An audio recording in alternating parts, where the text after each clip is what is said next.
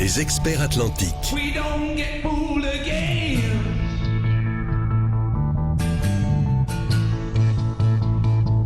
Les experts atlantiques avec Bader Saoudi.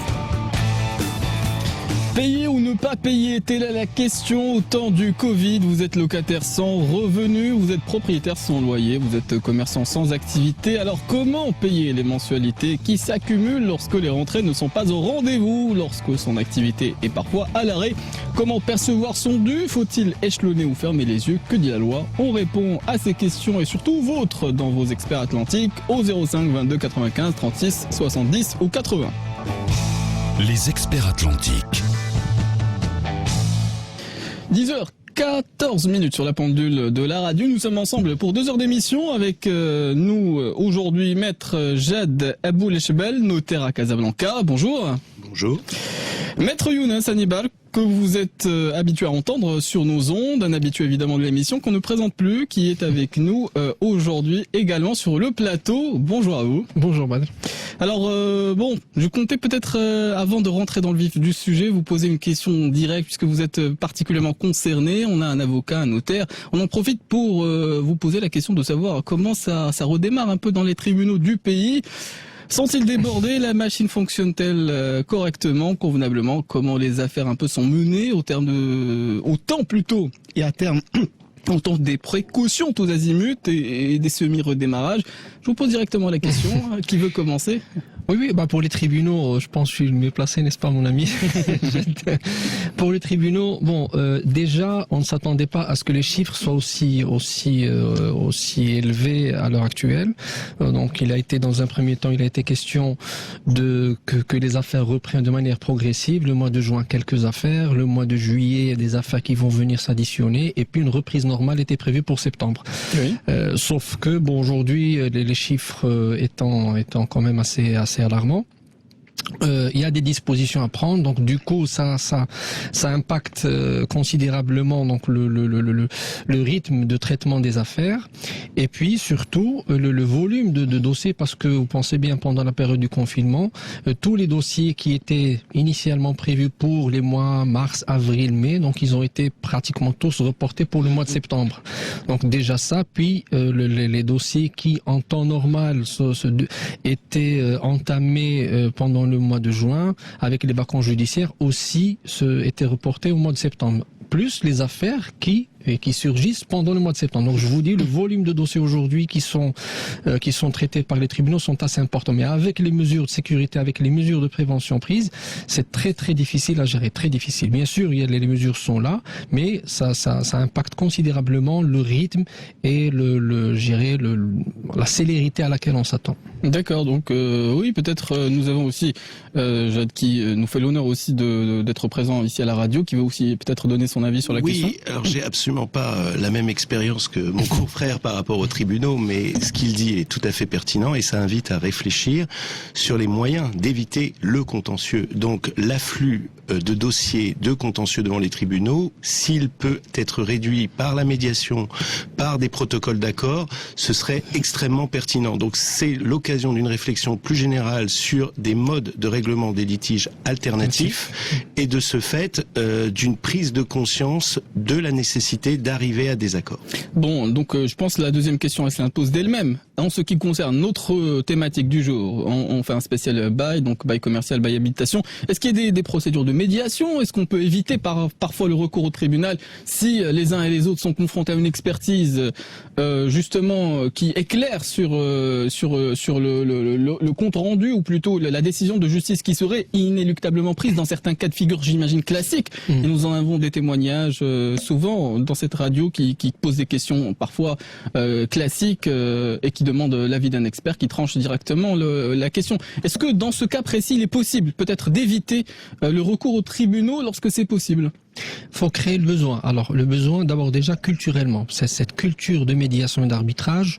Arbitrage c'est la justice privée, donc on peut éventuellement encourager aussi, mais la médiation est un moyen extraordinaire pour éviter les conflits. Mais il faut que la culture existe déjà dans les esprits. Et puis le deuxième volet, c'est que aujourd'hui la crise sanitaire a révélé qu'en dépit de la richesse de notre corpus législatif, donc nous avons tous les textes encadrent pas mal de disciplines, sauf que la crise sanitaire aujourd'hui a soulevé des questions auxquelles la loi n'apporte pas de réponse claire. On parle de cas de force majeure, bien, mais quelle en est la conséquence? Ça ne veut pas dire qu'on s'exonère de la responsabilité contractuelle. On est obligé de payer. Donc les juges auront à se prononcer à apprécier, gérer la bonne foi ou la mauvaise foi, ou bien le cas de force majeure, et à quel moment on va parler d'un cas de force majeure.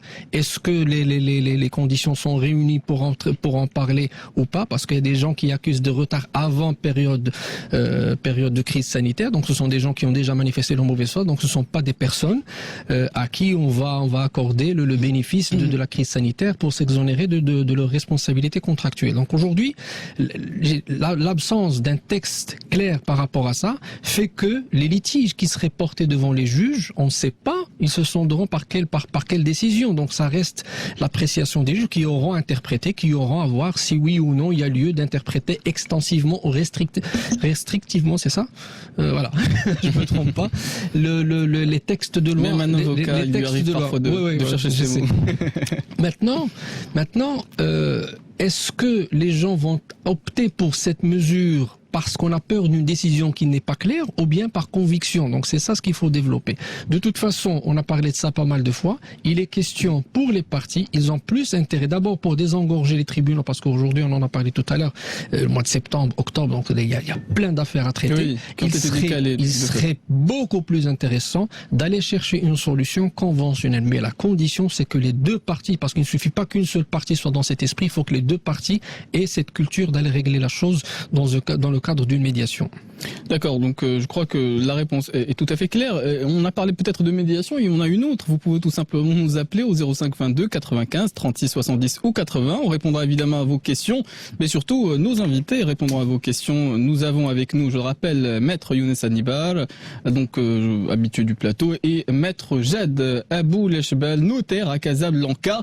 Donc vous avez évoqué peut-être cette question de la médiation. Si on venait peut-être aux bases du bail, tout simplement, il y a un contrat, parfois il est écrit, il est oral, il est convenu. En tout cas, il y a beaucoup de cas de figure. S'il fallait en venir peut-être au b.a.-ba, quelles sont les démarches à faire pour définir clairement les contours des règles à respecter pour les uns et les autres, c'est-à-dire pour celui qui va louer, pour celui qui est propriétaire, qui veut louer son bien immobilier. Peut-être je me tourne vers vous, si Jad Abou Lechbel, donc vous sembliez acquiescer un peu de la tête pour répondre à cette question. Oui, bien sûr, parce que lorsque l'on parle d'un bail, il faut savoir qu'il y a une superposition de règles. Il y a les règles d'ailleurs des obligations et des contrats qui s'appliquent, et puis vous avez des textes spéciaux qui sont là pour affiner les choses. Vous avez une loi, la loi 67-12, qui concerne les baux à usage professionnel et les baux à usage d'habitation, et vous avez une loi 49-16 qui concerne les baux commerciaux.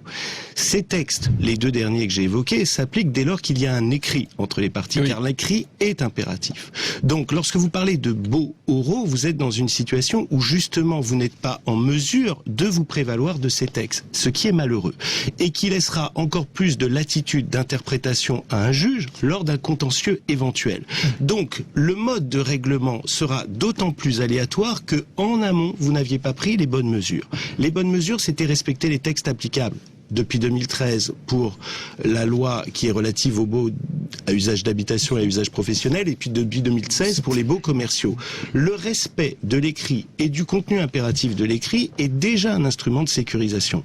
Une fois que vous avez respecté cette forme écrite, je me permets cette petite parenthèse, péché notarial, de dire que l'écrit peut être établi sous seing privé, c'est-à-dire entre les parties et légalisé à la commune, mais il peut être établi en la forme notariée. Or, s'il est reçu en la forme notariée, il engage la responsabilité du rédacteur qui est le notaire, qui donc doit rendre des comptes par rapport à son travail et par rapport à sa responsabilité, et qui, en plus de ça, fait un travail en amont pour s'assurer de la pertinence du bail. Combien de gens aujourd'hui qui concluent un bail sous seing privé ont demandé un certificat de propriété au bailleur ? Vous comprenez bien que pour pouvoir donner à bail, il faut être propriétaire. Si vous n'avez pas le certificat de propriété, qui est le seul document administratif qui atteste de la qualité de propriétaire à un jour J, vous n'avez pas la certitude d'avoir conclu un contrat avec la personne habilitée. Vous pouvez avoir en face de vous un bailleur qui est une personne physique, mais vous pouvez avoir en face de vous un bailleur qui est une personne morale. Et cette personne morale, il faut aussi que son représentant soit dûment habilité. J'ajoute toujours dans les éléments qu'il faut prendre en considération, si vous concluez un bail commercial, encore faut-il que vous puissiez exercer votre activité commerciale dans le local. Or, dans de nombreuses copropriétés, vous avez des règlements de copropriété que personne n'a jamais regardés, Exact. qui vous interdisent formellement cette activité. Quel est le pouvoir d'un propriétaire qui loue à destination commerciale lorsque le règlement de copropriété lui interdit de le faire ? Zéro. Ça veut dire que vous aurez conclu un bail de manière totalement farfelue, et vous serez à la merci du n'importe quel copropriétaire qui voudra faire annuler le bail. Donc ces vérifications d'usage sont élémentaires. Après, il y a des textes de loi. On peut être très érudit, mais ne pas connaître les textes. Or, je pense qu'il faut avoir une idée précise de ce qui est autorisé et de ce qui ne l'est pas. Et dès lors que vous aurez pris la précaution dans un contrat de respecter la loi, de respecter les dispositions impératives et d'avoir donné un contenu très précis au contrat, les conséquences seront qu'il y aura des difficultés d'interprétation moindres. Maintenant, le Covid n'était pas un événement prévu. Il pouvait s'inscrire évidemment dans des conditions d'état d'urgence sanitaire qui étaient invoquées en amont, mais c'est vrai qu'il est tombé sur la tête de beaucoup et que, comme le disait Maître Hannibal, il y aura une vraie problématique d'interprétation devant les tribunaux, ce qui fait que nous ne pouvons qu'inviter les gens à trouver des accords et s'ils n'ont pas des baux précis, éventuellement bénéficier de cette occasion d'un protocole d'accord pour se mettre à jour au niveau légal. Parfait. Nous avons compris peut-être le rôle du notaire dans cette question-là, puisqu'il va avoir le rôle du vérificateur pour savoir si les uns et les autres sont, disons, dans leur transaction sécurisée quelque part, pour voir si c'est légal ou pas, si la personne est propriétaire ou non, si le bail commercial peut être autorisé dans ce cadre-là. J'ai vu que vous vouliez aussi réagir à cette problématique peut-être d'un point de vue, disons... Non, oui. juste, enfin, je pense les exemples sont très pertinents de Maître Boulachebel. Je rajoute aussi, il y a des cas d'ailleurs, parce que moi, de mon côté, dans la pratique, ce sont lorsqu'on prend conscience de l'existence de problèmes, ne pas être passé par un professionnel, donc on voit la nature des problèmes qui sont soulevés. Par exemple, pour les baux commerciaux, voilà, donc une société ou bien un commerçant qui loue un local à usage commercial, mais on ne s'est pas rendu compte avant, on n'a pas pris la précaution de vérifier si le prédécesseur avait radié son adresse du local avant. Donc on se retrouve avec l'esprit de solidarité fiscale, il se retrouve avec beaucoup de problèmes. Il reçoit des notifications dans le local parce qu'on n'a pas pris la précaution d'aller vérifier s'il y a eu radiation de l'ancien occupant du registre de commerce. Donc c'est juste un exemple que je voulais soulever parmi tant d'autres, bien sûr. Parfait. Donc il y a une autre question qui s'impose d'elle-même, parce que vous y avez fait quelque part référence, c'est-à-dire au caractère exceptionnel de ce que nous vivons. Il y a énormément de personnes parmi nos auditeurs, j'imagine, qui ont eu des difficultés peut-être à payer leur loyer, quel qu'il soit, puisque si leur activité a été à l'arrêt, si elle a été impactée, de fait, les difficultés s'en suivent et parfois, souvent, ça a été des règlements à l'amiable et je pense que les témoignages sont nombreux en la matière. Et donc, des différents règlements ont été, disons, trouvés comme ça parce que les personnes ont été confrontées à cette situation. Certains ont été compréhensifs, d'autres moins. Et puis, la question de la bonne foi, vous avez dit que c'est toujours à l'appréciation du juge. Le caractère exceptionnel, est-ce qu'il est, est-ce que c'est un critère légal? Vous avez dit il est encore flou et pas défini. Mais je pense en l'occurrence, est-ce que les juges ne sont pas amenés peut-être à trancher du fait même de l'évidence de la situation si des personnes ont perdu leur activité? Alors, c'est très important comme question parce que ça a été soulevé pas mal de fois. Donc, il y a des gens qui essaient de surfer un petit peu sur la situation pour ne pas payer, bien que ces personnes aient la possibilité de payer. Donc, il y a des gens qui ne travaillent pas, il y a des gens qui travaillent à distance, il y a des gens qui ont continué à travailler. Donc, déjà, lorsqu'on parle d'un bail, le bail, il porte sur un local, il ne porte pas sur l'activité. Déjà, c'est très important parce que le seul bail qui porte sur le bail, si on peut parler de bail, le seul contrat qui est lié à l'activité, c'est le contrat de gérance libre. Ça n'a rien à voir. Donc une activité qui est à l'arrêt, bon, il y a quelqu'un qui s'occupe de la gestion d'un fonds de commerce. Oui. Mais pour un bail d'un local commercial ou un local d'habitation, le bail porte sur la jouissance d'un bien où la personne est censée, exercer son activité ou bien est censée habiter. Maintenant, dire que je ne paye pas parce que je ne travaille pas, quelque part, si le propriétaire refuse cet argument, c'est pas pour autant que le juge le déboutera s'il intente une action en justice. Donc, faut faire le distinguo. Il y a des propriétaires, parce qu'il faut pas sortir aussi des réflexes sociaux, parce que on a tendance à penser que le propriétaire il incarne la richesse, c'est l'occupant, donc c'est quelqu'un qui est impacté. Il y a des gens qui vivent, il y a des propriétaires qui vivent de leur revenu locatif, donc c'est quelqu'un qui est autant impacté que l'occupant lui-même. Donc c'est pour ça que la convention ou la recherche de la solution doit concerner les deux parties au contrat. Sinon, la seule chose, et on parle de défaillance, attention, le cas de force majeure évite la conséquence qui est le dommage intérêt ou bien l'expulsion. Il en a parlé, Maître Adjoubol tout à l'heure, c'est très important. On reviendra sur ces deux points. Oui, alors, en particulier. par contre, contractuellement, c'est le contrat qui prend le dessus. Si le juge aura à trancher, peut-être qu'il accordera un délai de paiement. Oui, il n'y a pas de problème. Si les parties se mettent d'accord sur une convention, là c'est autre chose. Mais contractuellement, le juge sera tenu d'appliquer la loi. Aujourd'hui, c'est pas parce qu'il y a crise sanitaire qu'il y aura forcément exonération du paiement. Ça, faut pas rentrer dans cette logique.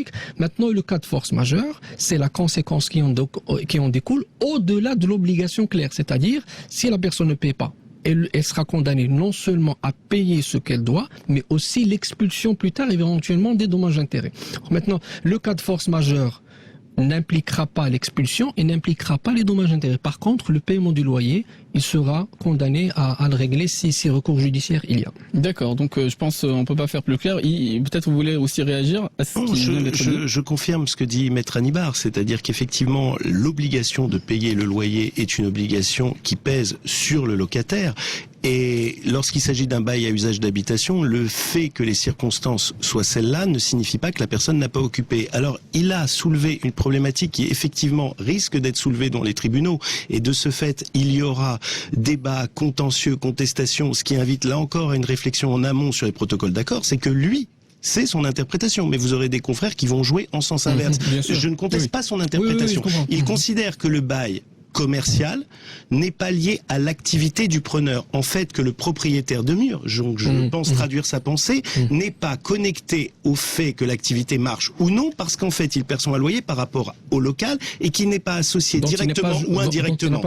Donc, si on retient sa conception, ça n'est pas une cause d'exonération du paiement des loyers. Mais d'autres vont plaider l'argumentaire exactement inverse. Et on en arrive à l'idée, est-ce qu'on aura une jurisprudence cohérente? Vous aurez peut-être des décisions de justice en première instance dans un sens et dans un autre. Vous aurez besoin d'unifier la jurisprudence au sommet avec le temps que ça prend. Et j'en reviens toujours à l'idée que si l'on est de bonne foi relative, on doit envisager un règlement amiable en amont. Et cela vaut et pour le bailleur et pour le preneur, parce que si le bailleur est en face d'un locataire qui était plutôt fiable avant, va-t-il charger la barque en lui demandant et en exigeant trop de choses, alors qu'il peut faire des concessions qui peuvent être profitables à tous? Parfait, ce sera le mot de la fin de cette première partie d'émission. Les experts atlantiques. Posez vos questions au 05 22 95 36 80. 05 22 95 36 80. Bader Saoudi. De retour sur le plateau des experts, il est 10h40 sur la pendule atlantique. Donc nous faisons aujourd'hui un spécial bail commercial ou d'habitation. Les problématiques sont nombreuses. Au temps du Covid, on en parlait en début d'émission. Avant de donner la parole aux auditeurs, je voulais peut-être distinguer entre différents cas de figure, puisque nous en étions à discuter de savoir est-ce qu'il y a contrainte à payer ou pas en cas de situation de force majeure, ou en tout cas en cas de catastrophe quelle qu'elle soit, même si elle n'est pas définie par la loi. La question est de savoir est-ce qu'il y a un distinguo à établir entre le bail commercial et le bail d'habitation, c'est-à-dire la location pour habiter, ou simplement la location pour louer dans le cadre d'une activité commerciale ou autre. La différence, c'est les détails. C'est pour ça qu'il y a deux textes. En début d'émission, mon ami Jad a soulevé la superposition des textes. Nous avons le droit commun, le DOC, qui traite du bail de façon très générale. Et ensuite, il y a des textes spéciaux. Donc, il y a le Dahir de 55 qui a été remplacé par la loi 49-16. Il y a le Dahir de 80 qui a été remplacé par la loi 67-12. Donc, le distinguo est déjà établi par le législateur. Oui. Déjà parce que l'impact n'est pas le même. Les conséquences ne sont pas les mêmes. Donc, pour le bail à usage commercial, il est étroitement lié à l'existence d'un fonds de commerce. C'est très important. Donc, qui dit fonds de commerce dit une connotation économique, dit emploi, dit entreprise, dit domiciliation, dit voire même impact fiscal, parce qu'il y a une adresse fiscale. Donc, tout ça, il faut le protéger. Donc, pourquoi il y a le distinguo? Parce qu'il y a plus de protection à apporter pour un bail commercial, parce qu'il y a une activité à protéger. Oui. Mais parfois des emplois. Aussi, bien entendu, parce que c'est corrélé au bail commercial. Et surtout aussi, la notion du fonds de commerce. Alors, qu'est-ce qui vient, je vais pas compliquer, mais le raisonnement doit être différent. C'est parce que dans un bail commercial, le bail porte sur le local, c'est très important, où une activité est exercée, où il y a un fonds de commerce. Alors le fonds de commerce, dans la loi, il est assimilé à un bien meuble. Ce n'est pas un bien immeuble, c'est-à-dire on l'assimile à un équipement, outil, ordinateur, voilà. Donc c'est un bien meuble. Et le bien meuble n'étant pas les locaux, n'étant pas un bien immeuble, donc le locataire peut en disposer librement. Il peut le vendre, il peut le louer, il peut le mettre en gérance libre. Donc c'est pour ça, c'est ce cadre-là qu'il faut préciser, c'est ce cadre-là qu'il faut, je dirais, cerner à travers plusieurs aspects dans les dispositions juridiques. Maintenant, la décision des autorités d'arrêter les activités ou bien de confiner, c'est qu'il y a une activité commerciale qui s'arrête. Ce n'est pas comme le bail à usage d'habitation où il n'y a pas de fonds de commerce, il n'y a pas d'activité, les personnes sont assignées à résidence pour à résidence. Voilà. Bon, le terme est équivoque en droit. Donc, voilà. Donc c'est pour ça donc il y a plus de protection. Et vous allez dans les dispositions de la loi 49-16 par rapport à celle de 67-12, il y a beaucoup plus de dispositions, beaucoup plus de précisions dans la loi 49-16 que celle de la loi 67-12. Parfait. Juste une dernière précision avant de prendre Moustapha de Casablanca. Je complète ce qui vient d'être dit pour qu'il n'y ait pas de confusion dans l'esprit des auditeurs, à savoir que Maître Hannibal parle du bail commercial. Mais pour bénéficier du bail commercial, il faut avoir un fonds de commerce, un fonds industriel, un fonds artisanal. Mais il existe des activités civiles qui ne sont pas à usage d'habitation, qui, elles, relèvent du bail à usage professionnel et qui relèvent donc de l'autre texte législatif. Et qui ne sont pas protégées de la même manière que l'activité commerciale, industrielle ou artisanale. Parfait. Donc, on retient la précision. Nous avons Moustapha de Casablanca qui nous appelle, qui veut intervenir dans cette émission. Je vous dis bonjour. Bonjour Sidi. Bonjour, c'est Moustapha. Salam. Moi, j'aimerais soulever un cas personnel. J'ai acheté un fonds de commerce il y a de cela plus de 25 ans. Oui.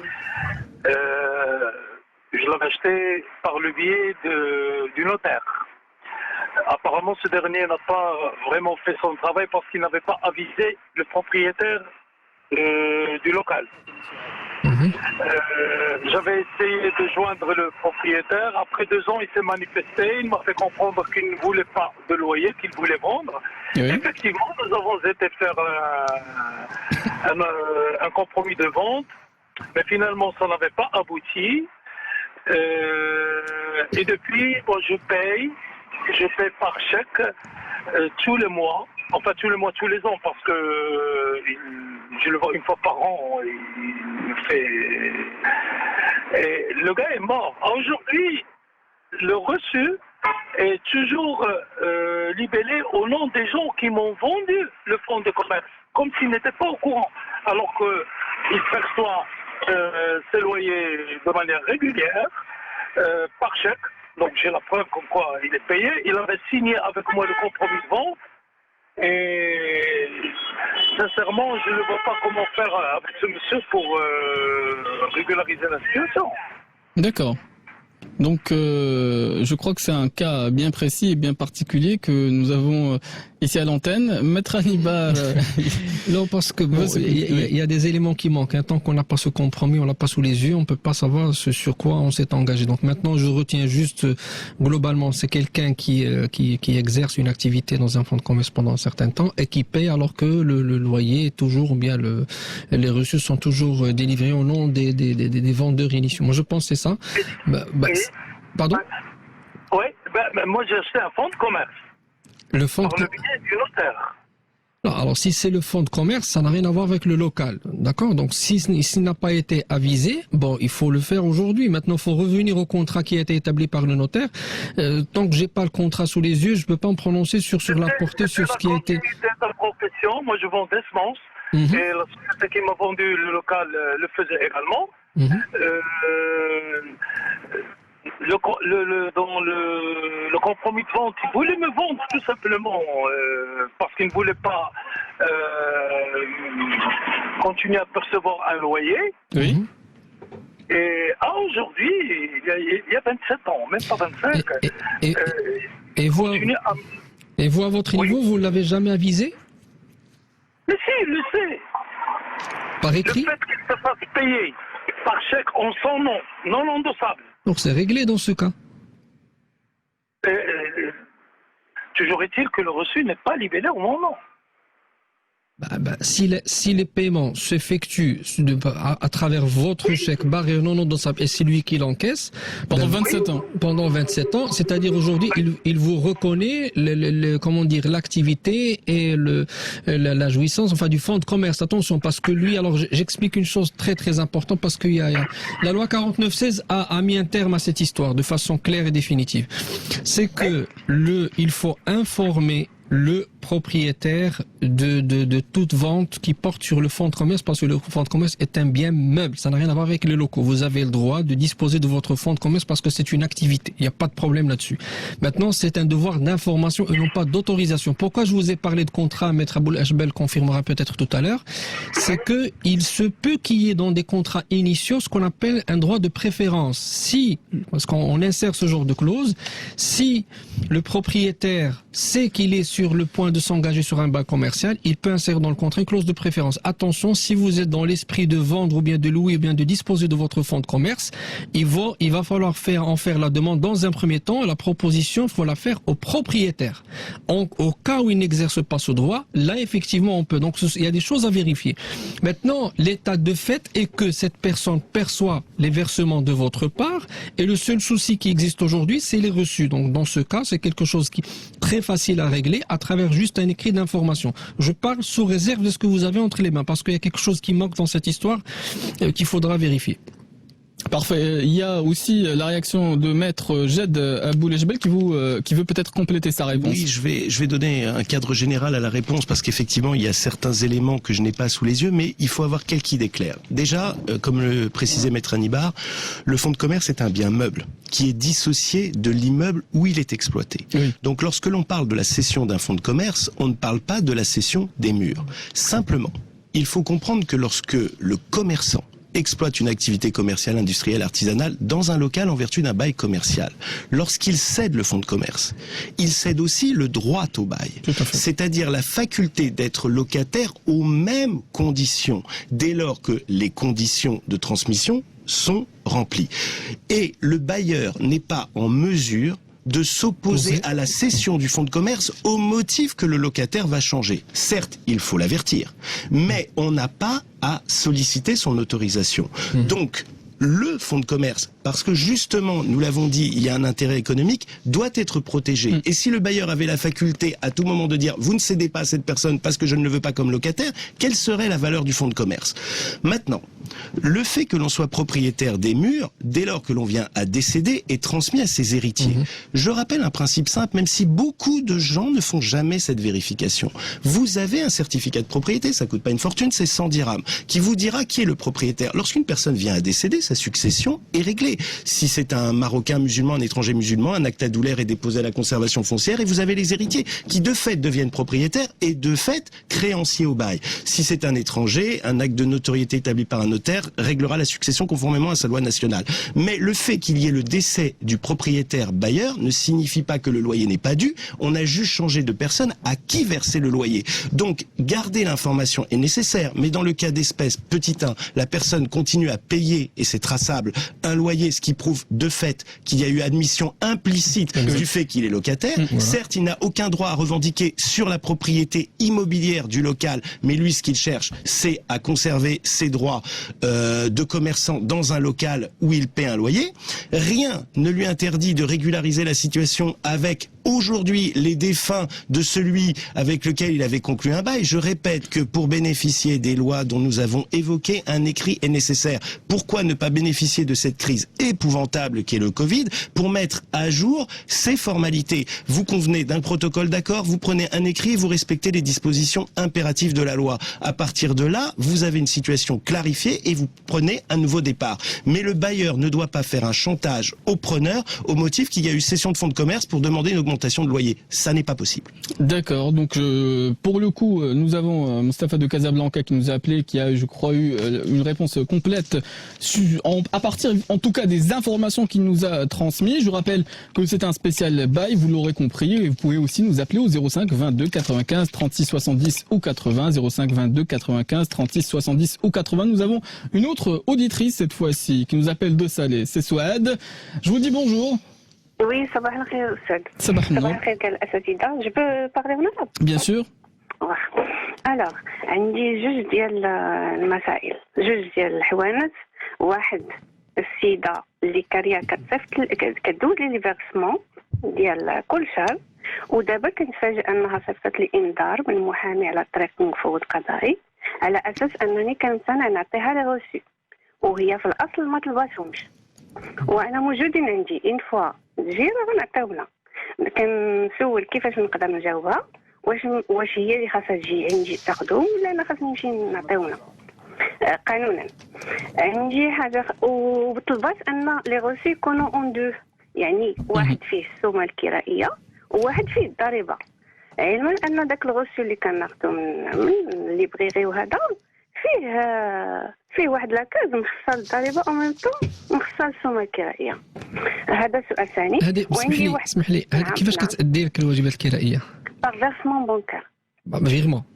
وي تري بيان. السؤال الثاني. السؤال الثاني عندي جزار بغا هاد الايام المهم دايرين حنايا النشاط المزاوج في جزاره. دابا هاد الايام دار شويه حدا الباب. دونك واش من حقه زعما يزيد هذا النشاط ولا ماشي من حقه؟ وشكرا. مرحبا. En tout cas, les deux questions sont claires, je crois. Oui, sont très claires. Je le vois au sourire de Younes Sanibal qui... Non, bon, je reprends en français ou en arabe, je parle. Bon, بالنسبة للسؤال الأول، هاد السيدة اللي بغات تواصل غتجاوبها جواب بسيط جدا. تقول لها الأداءات اللي كون كانت كتأدي هذوك الواجبات نقدا غادي يقول لك كاين مشكل، لأنه كتأديهم ما عندهاش الحجة ديال الأداء. مادام تتأديهم بواسطة تحويل بنكي دونك ان فيغمون، اذا عندها الحجه بلي الاداءات كتم بصفه منتظمه. اذا الجواب غادي يكون بسيط جدا، نقول لها هاد التواصل رهن اشارتكم، رغم ان يعني المبرر ديال او الجوستيف ديال لو بايمون ديال الدليل ديال الاداء راه متوفر مادام الاداءات كتم بواسطه تحويل بنكي. اذا كتعبر فيه عن النيه ديالك انك راه بغيتي توجد لها دوك لي غوسو يا اوكان بروبليم، رغم ان الاداءات راه كاينه الحجه بواسطه تحويل بنكي. هذه بسيطه جدا ما فيهاش مشكل. بالنسبه للسؤال الثاني، اذا كان هذا النشاط تجاري، شوف اذا عندك عقد كتابي، شوف النشاط التجاري اللي ذاكرينه في العقد. اذا كنهضروا على نشاط كذا وكذا ما عندكش الحق تغيير او لا تزيد عليه اي نشاط اخر الا كان عندك ترخيص من عند المالك ديال العقار. اذا ملي كتزيد نشاط اخر غتدخل في التطبيق ديال واحد الماده 8 من قانون 49/16 متعلق بالكراء التجاري اللي تيقول لك تغيير النشاط ولو جزئيا، تقول لك راه خليت النشاط الاول ولكن راه زدت عليه شي حاجه. تغيير النشاط تيبرر الطرد ديال يعني المكتري لانه غيكون غير نشاط بدون ترخيص كتابي وصريح من عند مالك العقار. اذا رد البال وشوف العقد اللي عندك مكتوب، شوف واش كاين هذا الشرط ديال تغيير النشاط او لا ديال الترخيص او لا. راه تيقول لك اي نشاط يعني مرتبط يعني بالنشاط اللي اتفقتوا عليه، مثلا مجزره او لا شي حاجه اخرى. Je crois que la réponse a été pour le coup aussi claire à Madame Souad qui nous a appelé de Salé. Nous avons aussi un autre auditeur, décidément il s'enchaîne ce matin. Nous avons Mohamed de Casablanca qui veut aussi peut-être intervenir ou poser ses questions. On est à votre écoute, si Mohamed. Bonjour Philippe, c'est un plaisir de vous parler. Voilà, j'ai 2 logements que je loue à usage d'habitation. Oui. La première, il y a le locataire qui a commencé à ne pas payer bien avant le Covid-19. Il n'a pas payé depuis janvier et qui ne paye toujours pas et qui ne veut pas quitter. Et avec le problème de la justice,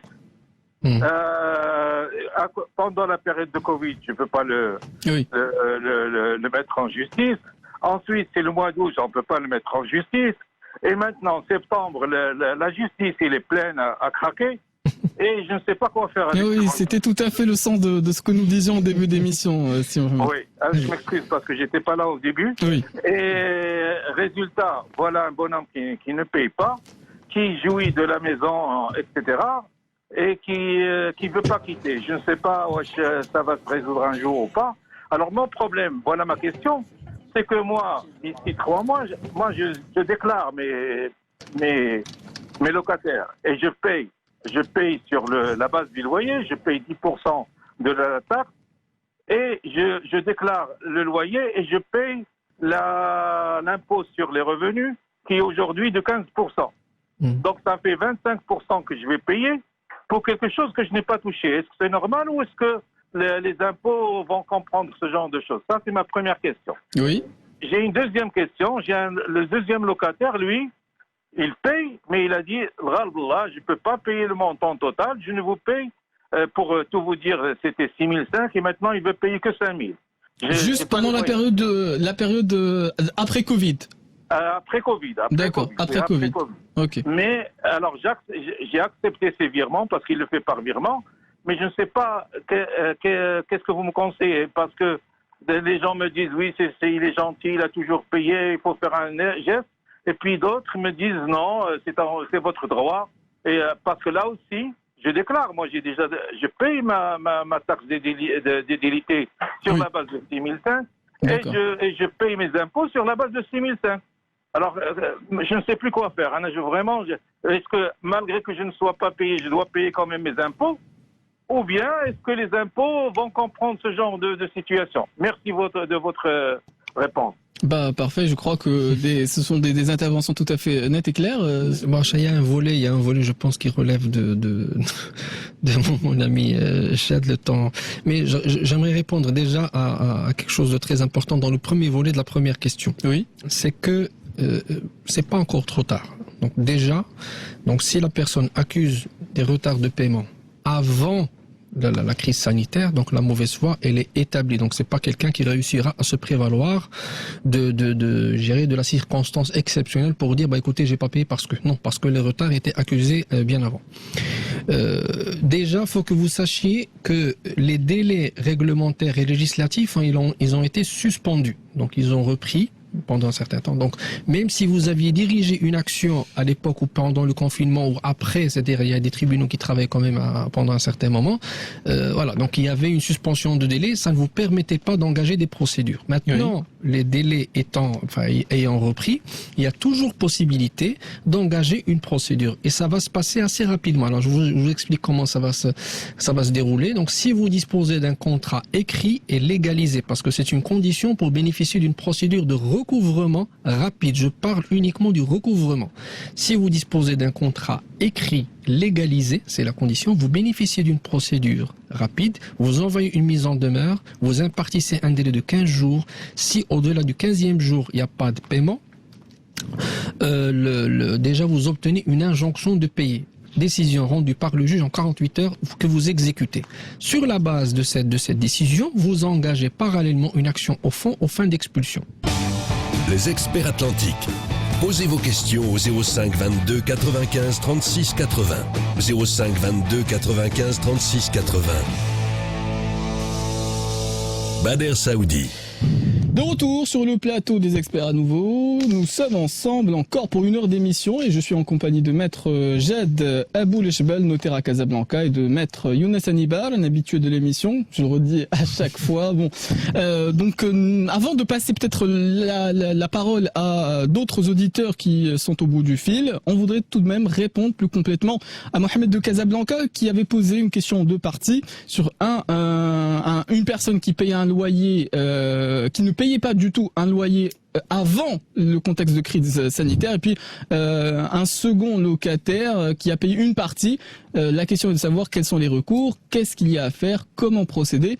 Je crois que Maître Jed Abou-Lechbel voulait aussi apporter un élément de réponse. Oui, donc je vais partir de la question de votre auditeur pour énoncer des principes généraux. Et puis après, Maître Anibar interviendra peut-être sur la dimension procédure. Mais l'idée est la suivante. Il invoque, et c'est un parfait cas d'école, 2 profils de preneurs. Un preneur qui ne payait pas avant l'état d'urgence sanitaire, et manifestement un preneur qui a des difficultés en raison du Covid et qui paie beaucoup plus difficilement. Alors, le premier profil, manifestement, est un mauvais payeur. Et il est toujours tenu de payer, Covid ou non. Le fait qu'il ne soit pas expulsable ne signifie en rien qu'il n'aura pas l'obligation de payer les loyers qu'il n'a pas payés. Si notre auditeur souhaite s'arranger avec lui, mais je ne crois pas qu'il souhaite s'arranger avec lui, il peut toujours convenir d'une réunion de conciliation et prévoir un échelonnement ou une réduction des loyers.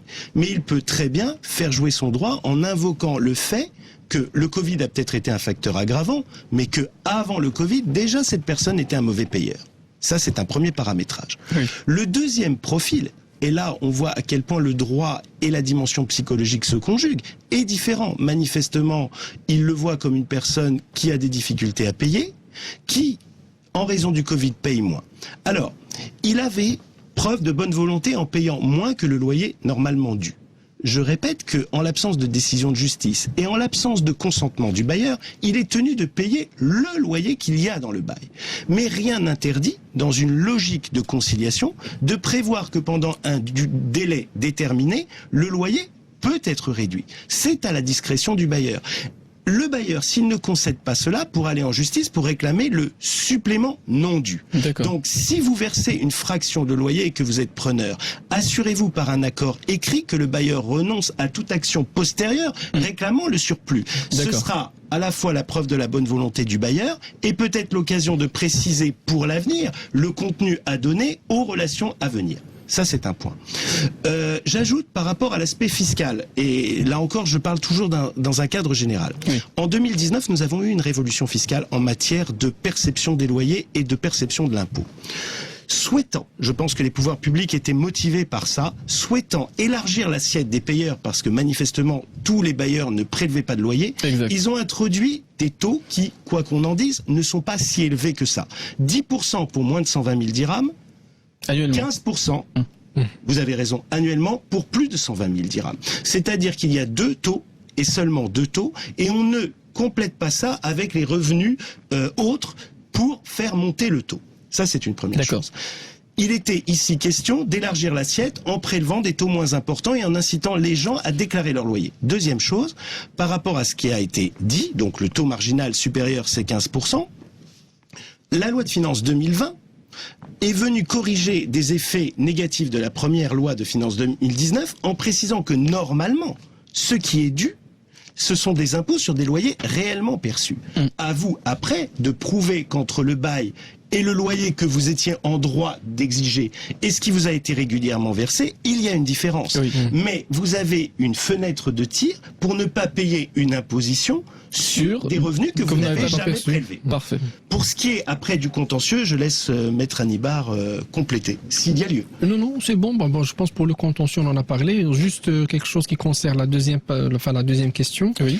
C'est que faut pas imposer, parce que ce régime de payer par virement bancaire, ça pose pas mal de problèmes. Il y a des gens qui croient s'exonérer de la responsabilité en imposant le paiement par virement bancaire. Alors, pour la personne qui paye moins, qui impose quelque part, et en l'absence d'un consentement écrit, j'insiste, écrit, ce n'est pas parce qu'on paye 5 000 au lieu de 6 500 que forcément le propriétaire aura accepté la différence. Donc maintenant, le propriétaire, il peut à tout moment réclamer le reliquat, donc c'est quelque chose qui va s'accumuler avec les mois et qui viendra s'ajouter au loyer normal. Donc, en l'absence d'un consentement, d'une convention, d'un écrit, d'un échange qui atteste comme quoi le propriétaire aura accordé une baisse de temps, le locataire demeurera redevable de la somme, de la différence entre ce qui a été viré et ce qui est prévu sur le contrat. Bah parfait, je crois qu'on ne pouvait pas faire réponse plus complète à notre auditeur qui nous appelait de Casablanca, c'était Mohamed. Nous avons cette fois-ci Hatim de Marrakech qui veut également intervenir. Je rappelle aussi que vous pouvez nous appeler au 05 22 95 36 70 ou 80 pour ce spécial bail, mais je ne mobilise pas la parole plus que cela et je donne tout de suite la parole à Hatim de Marrakech puisque en effet le temps presse. Je rappelle que nous avons 1 heure d'émission encore. Hatim de Casablanca, si vous voulez poser une question, peut-être un témoignage. Donc on vous écoute. Bonjour messieurs d'abord. Bonjour. Pour cette belle émission. Moi j'ai 3 petites questions à vous poser. Oui. Vous remettez. D'accord. Ça fait du travail pour nous inviter. D'accord. Donc, est-ce que le futur acquéreur d'un rez-de-chaussée avec appartement plus 2 locaux commerciaux a le droit à une révision de loyer? Oh, doucement. C'était assez rapide. Est-ce que vous pouvez juste reprendre? Oui, on vous écoute. Le futur acquéreur d'un rez-de-chaussée avec appartement et 2 locaux commerciaux, est-ce qu'il a le droit à une révision de loyer? C'est-à-dire réclamer une augmentation du loyer, sachant qu'il y a 5 ans qu'il n'y avait pas d'augmentation. D'accord. D'accord. Est-ce que l'acquisition d'un terrain agricole plus construction via un notaire est suffisante, rassurante, sachant qu'il y a une clause dans le compromis de vente qui stipule que le futur acquéreur doit s'informer auprès de la conservation et tout, donc faire sa recherche, sa propre recherche. D'accord. On commence par répondre à ces 2 questions et par la suite, voilà. On écoutera la troisième. Pour la première, c'est très clair, hein, la loi 0307, elle est très claire par rapport à l'augmentation du loyer, 8% en ce qui concerne les baux à usage d'habitation et professionnel et 10% pour les baux à usage commercial et industriel. Alors tous les 3 ans, donc tous les 3 ans à compter du contrat de bail, de l'établissement du contrat de bail et 3 ans depuis la dernière augmentation. Donc attention, la loi n'a pas fait abstraction du changement de propriétaire. Donc dès lors que vous êtes dans un loyer, ancienne propriétaire ou nouveau propriétaire, ça ne change rien. La base de l'augmentation est la dernière augmentation ou la date du contrat. Donc, si on est dans le respect des 3 ans, le futur acquéreur, effectivement, voilà, s'il intervient au moment où l'augmentation n'a pas lieu, donc il aura la possibilité de réclamer une augmentation. Parfait. Et en ce qui concerne peut-être la deuxième partie de l'intervention, c'était une deuxième question. La deuxième partie n'est pas directement liée au bail, mais la personne en profite pour poser une question qui la concerne. Je dirais une chose. Lorsque vous faites une acquisition immobilière, le notaire doit s'assurer de tout. Maintenant, si vous avez toujours quelques incertitudes, quelques angoisses, vous pouvez demander le certificat de propriété. Le certificat de propriété atteste de la qualité du propriétaire réel. Un notaire ne peut pas ne pas le demander. Mais si vous voulez être certain que le vendeur est bien propriétaire, effectivement, assurez-vous de cela par un certificat de propriété. Vous pouvez même demander au notaire qui vous en délivre l'exemplaire qu'il a demandé à la conservation foncière.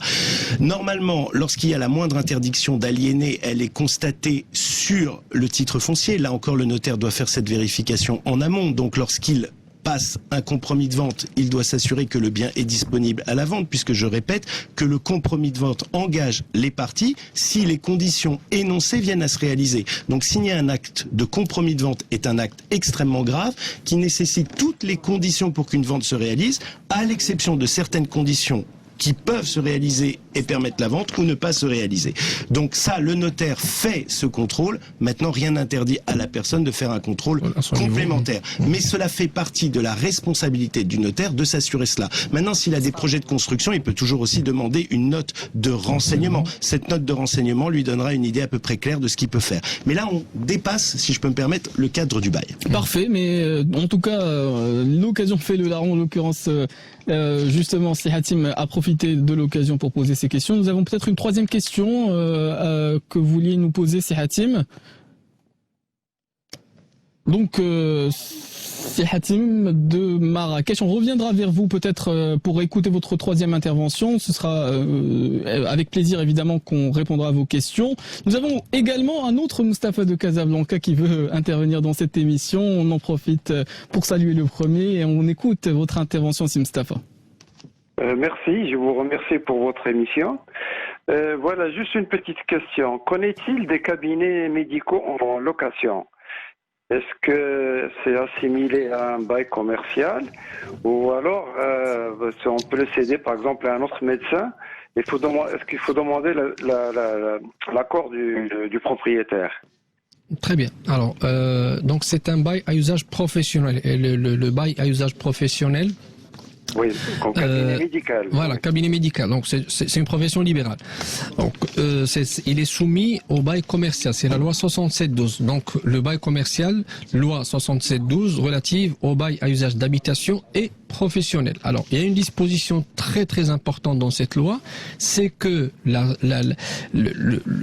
l'occupant ou bien le locataire, il a le droit de louer à un autre médecin à la condition, bien entendu, que l'activité soit la même. Donc il y a cette disposition assez spéciale, c'est-à-dire la sous-location elle est permise, mais à la seule condition que l'activité, ou bien pour y exercer la même activité. C'est la condition. Donc dans ce cas, il n'y a aucun souci. On se prévaut de ce que la loi prévoit à cet effet. Ça ne devrait pas poser de problème. Et en cas de cession, pas de sous-location. C'est-à-dire qui c'est qui cède? Qui c'est qui cède? C'est le propriétaire. C'est-à-dire que le médecin oui. peut céder, disons, son cabinet médical à un autre médecin, comme un fonds de commerce. Non, c'est justement parce que c'est pas un fonds de commerce. Donc la différence elle est là. Il cède le bail.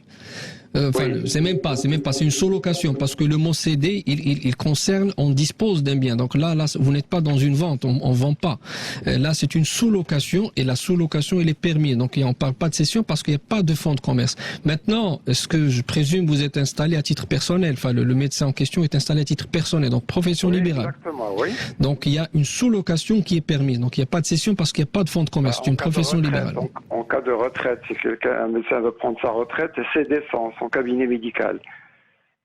Est-ce que ce n'est pas... Il n'est pas propriétaire. Parce que moi, ce qui pose problème dans le mot CD, c'est propriétaire. Il n'est pas propriétaire. Voilà, voilà. Il est locataire. Donc, s'il est locataire, il sous-loue à un autre médecin, la condition, il peut sous-louer, mais à la condition d'exercer la même activité. Donc, on ne peut pas parler de cession parce qu'il n'y a pas de propriété.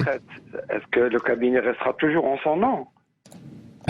C'est un bail parce qu'il n'est pas propriétaire, donc le bail il arrivera à expiration un jour. Donc s'il part en retraite, il peut résilier le contrat de bail parce qu'il n'y a pas de propriété.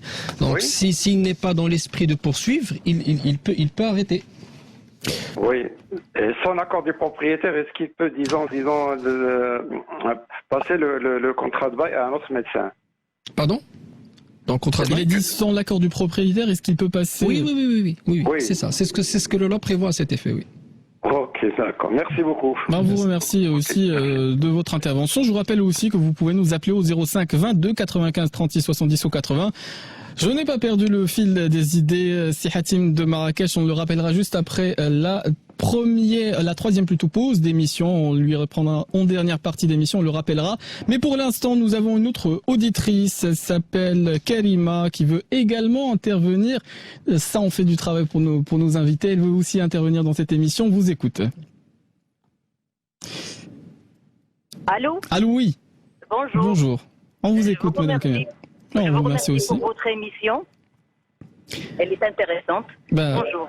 Bonjour, madame Karima. On vous écoute. Si vous voulez poser des questions. Oui. J'ai un fonds de commerce dont le contrat de bail mentionne tout commerce. Oui. Donc, le locataire l'exploite maintenant comme il vend les pièces détachées. Et à ma grande surprise, je viens de remarquer, comme le local est grand, que le monsieur l'exploite aussi comme atelier de réparation de voitures. Il fait des vidanges, il répare les voitures. Donc, ma première question, est-ce que la notion de tout commerce inclut aussi atelier de réparation? Deuxième question, est-ce que je peux demander, à travers le tribunal de commerce, l'annulation de mon contrat de bail? Merci. Je crois que la question était tout à fait précise. Elle est précise, mais dans l'interprétation, il faut faire très très attention aux mots, parce que quand on dit tout commerce, c'est le commerce tel qu'il est défini par la loi. Et ce qu'on entend par commerce, donc ce qui est prévu par l'article 6, voilà, l'activité elle-même. Est-ce qu'on parle d'activité ou bien commerce de vente et achat? Donc, maintenant, s'il y a tout commerce, donc vous aurez un juge qui dira, écoutez, les commerces, réparation, véhicules, tant que vous êtes commerçant, vous êtes dans cette logique d'être inscrit au registre de commerce, donc vous exercez une activité. Ça veut dire sur le contrat tout commerce inclut toute activité qui pourrait être exercée dans le local. Donc il se pourrait qu'on vous dise, écoutez, tout commerce, ça veut dire que la personne, le locataire, est libre d'exercer ce qu'il veut comme activité. Maintenant, s'il y a une autre interprétation pour dire le commerce, c'est la vente et l'achat, parce qu'il se peut qu'on soit dans ce sens, ou bien aller déposer, ou bien aller faire des investigations pour voir que la personne a occupé le local pour y exercer X activité à travers les bilans, à travers les états de synthèse, pour dire qu'il a changé d'activité. Là, c'est le juge qui appréciera de façon discrétionnaire qu'est-ce qu'on entend par tout commerce, parce qu'on ne veut pas se heurter à l'article 8 de la loi 49/16 qui prévoit la possibilité d'exclure sans indemnité le locataire qui aura changé l'activité sans l'accord préalable du propriétaire, à condition bien entendu que le contrat soit mué par rapport à une exception dont devrait se prévaloir le locataire. Donc si on comprend bien, cette problématique en fait elle est à la discrétion du juge. C'est tout commerce. Oui. Moi, quand on dit tout commerce, ça nous réfère vers l'article 6 qui définit ce que sont les activités commerciales. On va forcément trouver, parce qu'une prestation de service c'est un commerce finalement. Donc quand on dit tout commerce le contrat, ça veut dire que la personne a le droit d'exercer ou bien de changer d'activité à chaque fois. Donc il n'y a pas d'application de l'article 8. D'accord. Donc si on va malgré tout commerce, on devrait permettre au juge d'aller interpréter pour dire que finalement pendant des années il a exercé telle activité, il en a rajouté une deuxième. Là c'est le juge qui devrait apprécier. Mais le principe c'est que tout commerce veut dire que la personne peut exercer tout ce qu'elle veut sur le contrat, dans le local. D'accord. Peut-être une petite précision supplémentaire. Oui, là encore, je pars du cas particulier pour énoncer des généralités. On est typiquement dans le cas où lorsque vous établissez le contrat de bail, dès lors que vous êtes le bailleur, vous avez un intérêt précis à énoncer toutes les activités auxquelles vous consentez, parce qu'une formulation trop floue reste à la discrétion du juge. Donc si cette dame souhaite en fait récupérer son local parce qu'elle est insatisfaite du loyer et qu'elle veut prendre prétexte de cela, il faut bien qu'elle comprenne qu'elle peut se heurter à une définition large de la notion de commercialité. À partir de ce moment-là, peut-être devrait-elle prendre contact avec lui demander éventuellement une augmentation de loyer, le menacer d'une éventuelle action si elle considère que son argumentaire est pertinent. Mais nous sommes toujours dans une logique d'interprétation par le juge. Donc, je reviens toujours à cette idée que je ne cesse de développer depuis le début de cette émission. Essayez d'être extrêmement précis. Peut-être que parfois on a le sentiment de perdre du temps. On s'échine sur certaines clauses et souvent le bailleur et le preneur à ce moment-là ne comprennent 2 ou 3 jours de réflexion. Mais croyez-moi, c'est un gain de temps extrêmement appréciable plus tard. D'accord, ça évite par la suite des contentieux auxquels on répond ici dans cette émission. Nous avons Mariam de Rabat qui veut aussi peut-être poser ses questions, ou simplement témoigner ou intervenir dans cette émission. Mariam, on vous écoute si vous voulez intervenir. Oui, bonjour. Bonjour. Barakallah alaykoum ala l'émission ديالكم. On apprend beaucoup de choses. On n'est pas des juristes, mais on apprend beaucoup de choses. La question اللي عندي j'ai un appartement, il a été loué en bonne et due forme, signé, légalisé par contrat et tout en septembre 2017. Malheureusement, le locataire, il y a 1 an et demi, il commence à présenter des difficultés pour le règlement des loyers. Donc c'était bien avant le Covid-19. Encore un autre cas d'école. Oui. Avant le Covid. Donc c'est depuis 1 an et demi qu'il présente des difficultés. C'est-à-dire qu'il les شهرين 3 شهور ديال الكرا et par la suite il essaye de payer une partie. Donc dans les cumuls de toutes les façons la période هذه من janvier jusqu'à aujourd'hui il n'a payé que 10 000 dirhams وهو دابا وصلنا معاه un montant de 60 000 dirhams d'arriérés. Ils n'ont pas de quoi payer. Ils le disent franchement qu'ils n'ont pas de quoi payer parce que كانوا معولين على ولدهم يخدموا يعاونهم في الكرا. C'est pour ça ils ont loué un appartement un peu cher. Malheureusement ولدهم ما يسرلوش ربي الخدامين اللي كيخدم فيها ça ne tient pas donc يخرجوه. Le père c'est un retraité mais il avait un cabinet اللي كيدير la sous-traitance ديال داكشي de la comptabilité, les bilans et tout ça. Lui aussi, il a fait des prestations et الناس ما مخلصينوش à cause ديال هاد le Covid. Alors aujourd'hui ما عرفناش شنو القانون كيقول شنو يمكننا نديرو معاه. Les experts atlantiques. Posez vos questions au 05 22 95 36 80. 05 22 95 36 80. Bader Saoudi. Dernière partie des experts aujourd'hui, si vous venez de nous rejoindre, on parle évidemment des bails, qu'ils soient des baux plutôt, ou du bail commercial et du bail d'habitation. Toutes les questions sont à prendre. Madame Medjim, qui nous a appelé de Rabat, est toujours au bout du fil. Nous lui avons promis une réponse. Nous avons justement Maître Younes Hannibal et Maître également Jab Aboulechbel, notaire à Casablanca, pour vous répondre. Alors, je voyais que tout à l'heure vous étiez en quelque sorte motivé. Non, parce que la question elle ressemble à des questions précédentes qui ont été posées. Bon, nous sommes dans un cas où quelqu'un ne paie pas et qui se range, ou bien je dirais pas chacun ses circonstances, mais il faut avoir déjà la conscience et le réflexe de se dire que il y a un contrat, j'occupe un bien qui ne m'appartient pas, il y a un engagement avec un propriétaire, je dois payer. Tant qu'il n'y a pas d'accord, tant qu'il n'y a pas de médiation, tant qu'il n'y a pas de convention écrite ou bien un échange qui permettra éventuellement de remettre en cause ou de reconsidérer le montant pendant une certaine période. Oui. Donc, le montant était astronomique, je crois, en l'occurrence. Il a augmenté au fur et à mesure des mois qui passaient. Ça devient beaucoup plus décourageant, pratiquement impossible à régler, surtout pour une personne qui n'est pas en mesure d'avoir des revenus. Donc maintenant, soit se mettre à table et se mettre d'accord pour un rééchelonnement éventuellement, ou bien abandonner une partie de la créance. Donc il y a des accords qui sont conclus dans ce sens, d'où la nécessité dont parle mon ami Jade depuis tout à l'heure, c'est essayer de développer cette culture déjà de se mettre d'accord pour régler, pour les médiations, pour les accords, pour les compromis, les bons offices. Il y a plusieurs moyens de régler les problèmes qui surgissent, notamment en tout cas pour les circonstances actuelles où les cas risquent de se multiplier. Donc finalement, aujourd'hui, il y a quelqu'un qui paie pas, il n'y a pas d'accord pour reconsidérer le montant, donc il faut engager une procédure à la condition, donc la procédure dont j'ai parlé tout à l'heure, qui est conditionnée par l'existence d'un contrat écrit, légalisé, pour bénéficier d'une procédure rapide aux fins de paiement. Donc ça se fait 15 jours de mise en demeure. Le 16e jour, il est défaillant, ça justifie l'expulsion si le paiement, la défaillance de paiement date d'avant Covid, donc là ils ne sont pas concernés par l'exonération ou bien le sursis d'expulsion.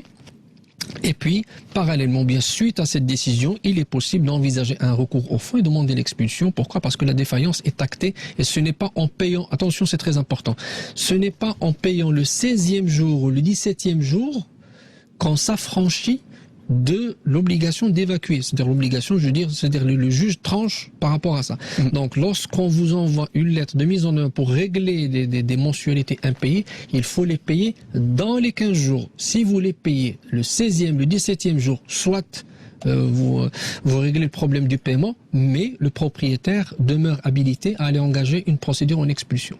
D'accord, je crois que, en l'occurrence, la réponse a été tout à fait claire. C'était un cas d'école, on en parlait précédemment, et je tiens aussi à souligner le fait que les appels d'auditeurs parfois font naître des débats houleux entre juristes pour, disons, éplucher les textes juridiques qui sont parfois, il faut le souligner, équivoques. Je rappelle que vous pouvez aussi intervenir à nouveau dans cette émission en appelant au 05 22 95 36 70 ou 80, 05 22 95 36 70 ou 80. On répond évidemment à toutes vos questions, ce qui concerne le bail commercial et le bail d'habitation. Peut-être faut-il souligner l'intérêt à peut-être spécifier par écrit tous les détails, tous les contours, puisque l'une ou l'autre des parties peut avoir intérêt à préciser certains détails dans le contrat. Et je crois que vous vouliez peut-être nous renseigner davantage sur la sécurité dont on peut bénéficier à la suite de ce type de précision, de ce type de procédure, notamment notariale ou simplement grâce à l'aide de juristes spécialisés en la matière. Oui, en fait, beaucoup de questions vont dans le même sens, et parce que les problèmes aujourd'hui sont récurrents, c'est-à-dire des bailleurs qui souhaitent être payés et des preneurs qui prennent prétexte, parfois à raison, parfois à tort, de la situation pour ne pas payer. Alors, Maître Hannibal a expliqué à quel point il était difficile aujourd'hui d'obtenir une décision de justice et éventuellement une expulsion. Donc moi, j'invite et je réinvite à la conciliation lorsque vous avez en face de vous un interlocuteur qui veut cette conciliation. Parce que si cette personne ne souhaite pas la conciliation, il faut l'oublier. À partir du moment où vous convenez d'une conciliation, vous pouvez définir les termes pour plus tard, redéfinir éventuellement de manière plus précise le contenu du bail s'il a été mal rédigé et s'il n'y avait même pas de bail écrit, en refaire un. Et dans l'hypothèse où vous passez l'éponge sur une partie de la créance parce que vous faites une concession en tant que bailleur, vous dites je ne veux pas asphyxier le preneur, vous pouvez aussi définir de manière plus précise par rapport à ce que vous savez aujourd'hui des conditions pour rééchelonner les paiements plus tard. Donc il faut saisir cette situation. Cette situation doit vous offrir la possibilité de contractualiser, éviter d'engorger les tribunaux, si bien sûr, je le répète, vous êtes en face d'une personne de bonne foi et que vous êtes dans une logique de conciliation. Vous avez des gens avec qui on ne peut pas discuter, il faut aller au tribunal. D'accord, donc parfois c'est inévitable. Et nous avons justement peut-être des témoignages en ce sens. Nous avons Anas de Casablanca qui est au bout du fil, qui veut également participer à cette émission. On vous écoute. Bonjour messieurs. Bonjour. Bonjour. Alors, si vous permettez une question concernant le sujet. Oui. Et en fait, j'habite une résidence, un immeuble à usage habitation avec 2 locaux commerciaux au rez-de-chaussée. Et éventuellement, un des copropriétaires voudrait utiliser l'appartement à usage habitation en local commercial. D'accord. Je voudrais aussi préciser que sur le protocole des copropriétaires, c'est bien mentionné qu'il n'a pas le droit de le faire, avec une petite mention comme quoi les locaux au rez-de-chaussée peuvent être utilisés à usage commercial, sachant bien qu'il y a 2 appartements sur le rez-de-chaussée. D'accord. Donc, ma question, est-ce qu'il a le droit d'utiliser son appartement à usage commercial et quels sont les recours dont vous disposez? Tout à fait. Parfait. Je crois qu'on ne peut pas faire plus clair ou plus simple. Nous avons maître Jab Aboulechebel qui veut aussi vous répondre. Oui, alors là encore par rapport à ce cas particulier, j'énonce des principes généraux et puis s'il y a une procédure à suivre, maître Hannibal vous expliquera la suite. En fait, et sociologiquement, ça n'est pas toujours bien compris pour beaucoup de gens qui vivent en copropriété, vous n'êtes pas des propriétaires individuels. Et dès lors que vous n'êtes pas des propriétaires individuels, vous devez tenir compte de la vie de la collectivité. D'où la nécessité d'un règlement de copropriété. Ce règlement de copropriété, c'est une sorte de constitution du fonctionnement de la copropriété. Dès lors qu'il existe certaines parties privatives, parce que la copropriété, c'est le fait d'être propriétaire de parties privatives et d'une quote-part des parties communes. Dès lors qu'il existe des parties privatives, la destination de ces parties privatives peut être limitée par le règlement de copropriété. Et s'il est formellement précisé qu'on ne peut pas exercer une activité commerciale dans ce local, vous ne pouvez pas le faire pour vous-même ou conclure un bail avec un commerçant. La raison en est que la copropriété ne souhaite pas qu'une activité commerciale puisse s'exercer dans ce local et donc qu'il y ait un afflux de clientèle. J'ajoute un point. Le fait est que le règlement de copropriété s'impose à vous. Mais, attention, si la destination de la partie privative est à usage d'habitation, ou à usage commercial. Il faut bien comprendre que dès lors que cette destination est acquise, on ne peut pas, même si tous les copropriétaires sont d'accord, la changer. Donc ça signifie qu'aujourd'hui, cette personne n'a que l'usage d'habitation, on ne l'a pas changé, on ne pourrait pas lui imposer. Mais dès lors que cela s'impose à lui, il ne peut pas louer.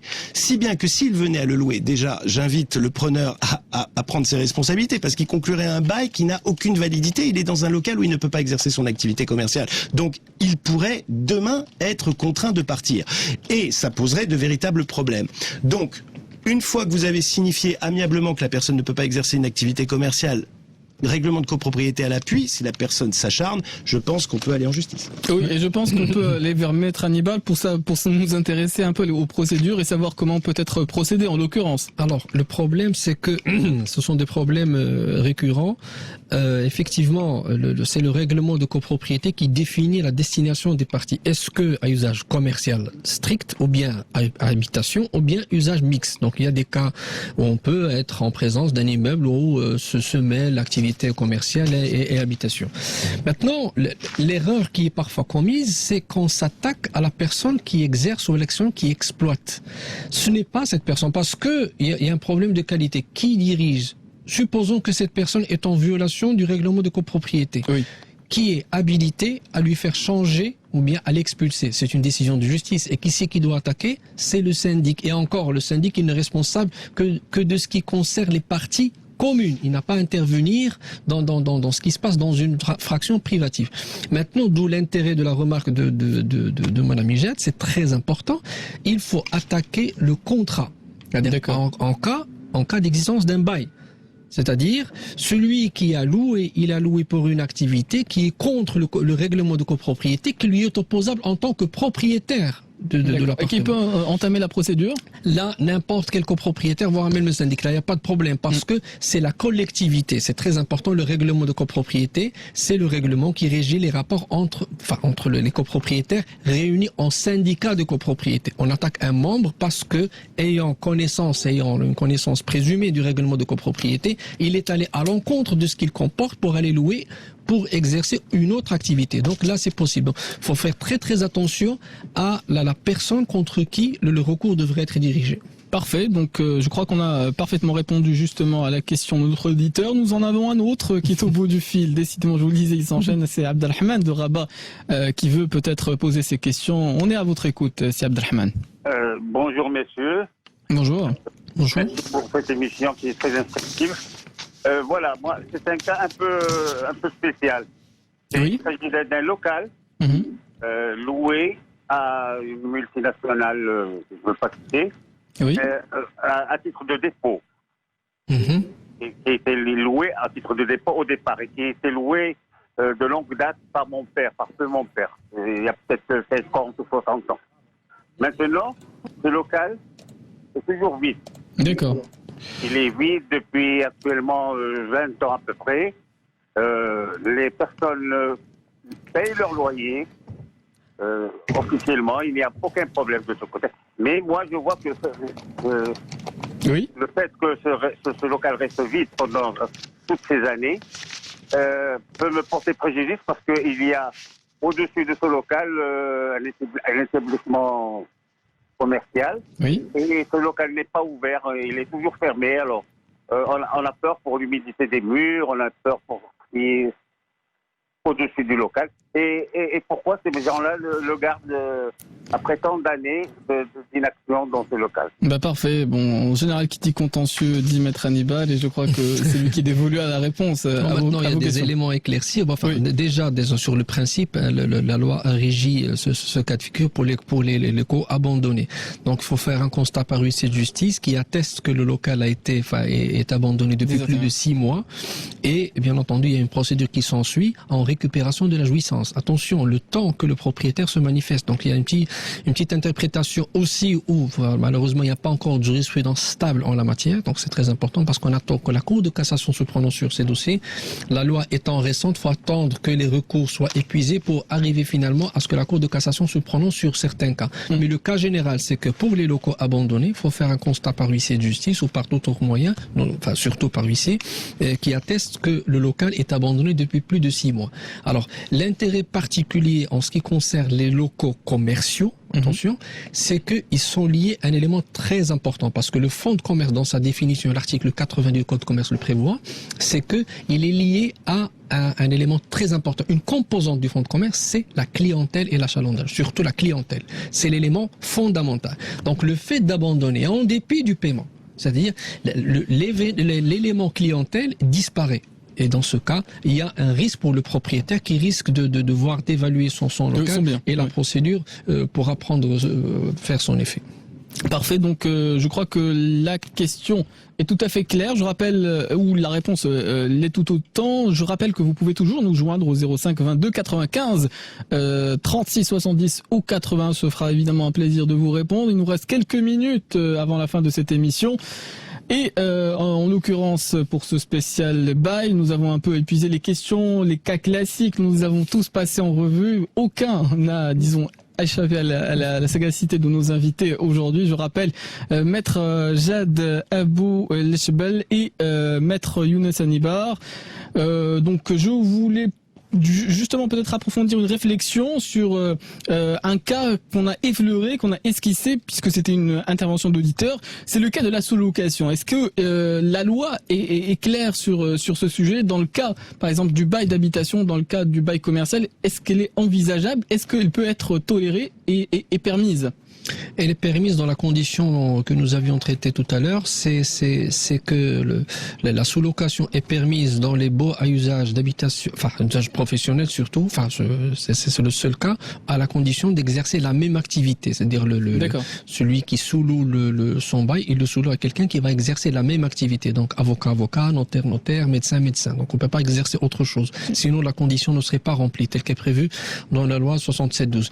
Maintenant, la sous-location, je vois mal quelqu'un dans un local commercial, par contre là c'est interdit, mais il y a la particularité où l'exercice ou bien l'exercice de l'activité concerne la gestion d'un fonds de commerce, le droit au bail étant un élément, une composante du fonds de commerce, parce que le fonds de commerce, il est composé d'éléments corporels et incorporels. Donc tout ce qui est matériaux, équipements, outils, marchandises, stocks, etc. Donc ce sont des éléments corporels. Les éléments incorporels, clientèle, achalandage et le droit au bail qui est un élément très important. Donc un occupant, un commerçant qui occupe, ou bien à titre de bail bien entendu un local, donc il peut céder son bail, le louer ou bien le mettre en gérance libre. On n'a pas eu l'occasion de parler de la gérance libre, mais bon, on en parlera dès que l'occasion se présentera plus tard. Parfait. Nous avons peut-être un dernier appel ou une dernière intervention dans cette émission. On reviendra peut-être aussi aux commentaires de Maître Jad, justement, qui est notaire à Casablanca. Nous vous écoutons, si Nadir qui nous appelait de Rabat. Si vous avez des questions également à poser dans cette émission. Allô? Oui. Allô, bonjour. Bonjour. Je voudrais rebondir sur le bail d'un certain monsieur qui a acheté un fonds de commerce à Casablanca au début de l'émission. Oui. Et il s'est référé à un notaire de Casablanca, bien sûr, pour ce faire. Alors, il a dit que le notaire n'a pas fait son travail. Je pense que non, le notaire a bien fait son travail. Pourquoi? Parce que il a exercé, il était cessionnaire de la même activité. Dans ce cas, le notaire n'est pas obligé de voir avec le propriétaire du local pour pouvoir faire un deuxième contrat de bail, etc. C'est pas possible. D'accord. Donc en principe, quand on exerce, quand on rentre sur une même activité, on achète un fonds de commerce et on exerce la même activité, on n'a pas besoin de l'aval du propriétaire. D'accord. Par contre, si on achète un fonds de commerce et on change d'activité, dans ce cas-là, il faut bien recourir au propriétaire pour éventuellement faire un nouveau contrat de bail. Parfait. Maître Hannibal, vous voulez peut-être rebondir par rapport à... Non, mais rapide, en une phrase. Faut distinguer. Ce n'est pas l'autorisation du propriétaire qui est requise, mais l'information. Parce que quand on dispose d'un fonds de commerce, on dispose d'un bien meuble qui n'a rien à voir avec les murs. Donc, c'est l'information du propriétaire du changement, quelqu'un qui va exercer un droit au bail qui est une composante du fonds de commerce. Donc, c'est juste le distinguo entre autorisation et information. Parfait. Oui, et comme l'a dit notre auditeur, effectivement, à partir du moment où le contrat a été conclu, il s'impose au bailleur, mais l'information fait que le bailleur sait qu'il a un nouveau locataire. Donc il est inutile de profiter de cette occasion pour revoir le contenu du bail. Il s'impose au bailleur, mais informez-le de la situation. Excellent, parfait. Donc peut-être ce sera justement un dernier mot dans cette émission. On remercie évidemment Maître Jad Abou Leshbel, notaire à Casablanca, et Maître Younes Hannibal, donc avocat également à Casablanca. On vous remercie tous autant que vous êtes d'avoir participé à cette émission. Je rappelle que demain, comme d'habitude, l'on parlera assurance. Quant à moi, je vous dis excellente suite des programmes sur nos ondes, avec notamment le journal d'information dans quelques instants avec Khadija Jeber.